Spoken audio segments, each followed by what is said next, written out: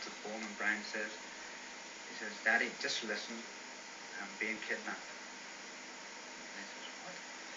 And then the boys came on the phone and were quite rude, and said that they were kidnapping Brian and they wanted a substantial sum of money, and proceeded to tell me where to go when I got the money.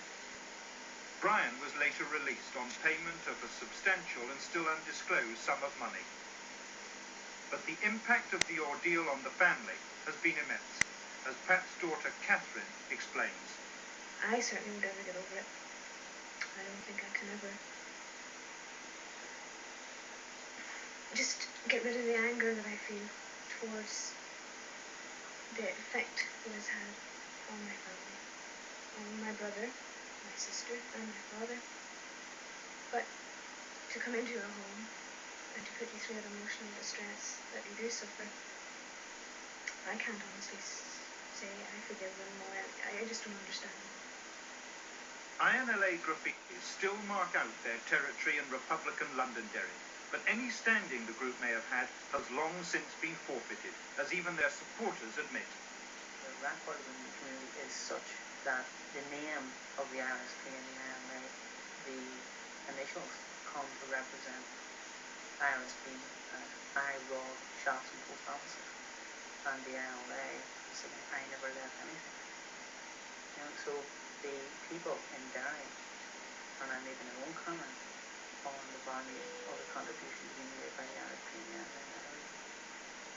Armed robbery has been a vital source of funds for the INLA as for other Irish terrorists.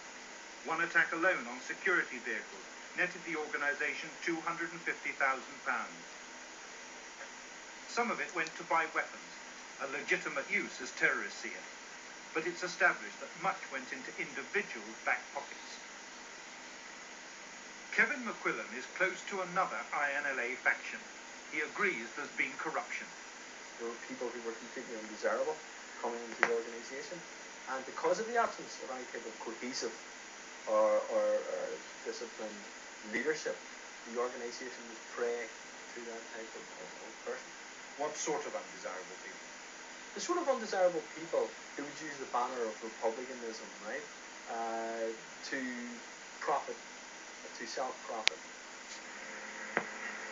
There is a great deal more profit to be made on the building sites of Northern Ireland.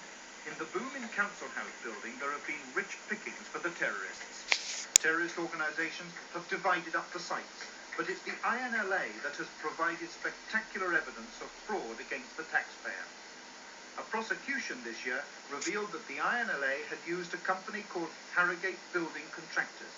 2 directors were jailed. The fraud was worth £637,000. Where fraud is too elaborate, the INLA, like other terrorist organisations, has used simple extortion. The result is the same: money into the pockets of individuals. I personally have knowledge of no longer than 3 weeks ago that the Belfast Brigade of the INLA stopped payments £1,400 per week from a major British construction company based in the 6 counties.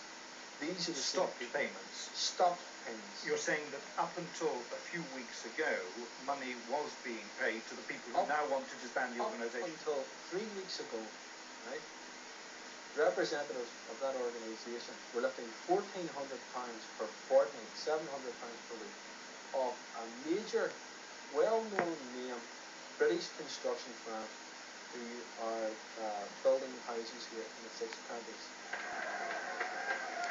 The men who came to dominate the INLA in its corrupt and faction-ridden decline came of age at the start of the Troubles. Belfast, 1969, when the Republican ghettos burnt. The terrorist careers of 2 young boys describe the INLA's rise and fall: Gerard Steenson and Harry Kirkpatrick. Gerard Steenson was 11 in 1969. His father recalls what it was like on the front line. Foreign kids were paid maybe 15 feet high in the air. All sorts of scaffolding and steel and anything at all. Buses, lorries, you name it. Buses were sat on side streets and just blocked off, you know. It was really unbelievable. This whole area was actually completely sealed off. No one could get in. We couldn't get out, but no one could get out. And it was on this sort of event that your son cut his teeth, really. Yeah. That's when he first became involved with the FINA, because FINA That's boys... the junior IRA? Junior IRA. Youngsters in those days were all involved in all sorts of things in the background. If there were weapons in the area, they would help them move them to various places where they would be hidden.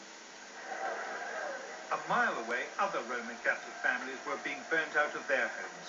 Steenson's friend Harry Kirkpatrick moved with his family from the Ardoyne to Ballymurphy. It was an active life for a 14-year-old, as Kirkpatrick's sister describes. All the wee boys from Springhill would go up and throw stones and petrol bombs at the Protestants, and they'd be out throwing stones and petrol bombs at the Catholics, and hijacking cars at the top of the estates, putting them across the road and setting them on fire. And that's where Harry used to go every day. And what about more formal activity? You know, was he a member of the junior IRA, for instance? He didn't join until we went to Ballymurphy. That's where he joined. He joined the official IRA. And what sort of activity would that have involved? Well, he would have been out scouting. We call it scouting, you know, like taking numbers from cars, going in and out of police stations, carrying guns, selling papers, things like that, getting dumps, safe dumps for guns and that.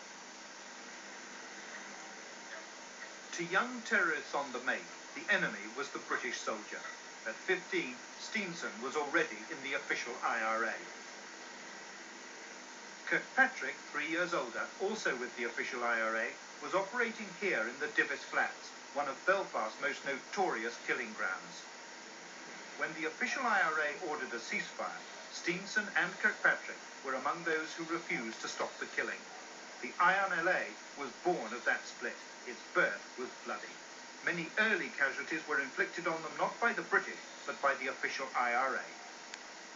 The feuding that attended the INLA's birth has continued to threaten the organisation. The seeds of its own destruction had been sown. Harry Kirkpatrick and Gerard Steenson became friends after meeting in jail. At Kirkpatrick's wedding, Steenson was best man. As friends and terrorists, they were inseparable, as Kirkpatrick's sister Michelle recalls. Very close, as close as two friends could get. The two of them were together, working, and going out and having their casual evening time. By working, you mean? Well, working in the INLA. But there was more to being a terrorist than taking on the British. There was status, there was power, and above all there was money. Kirkpatrick couldn't resist the temptation.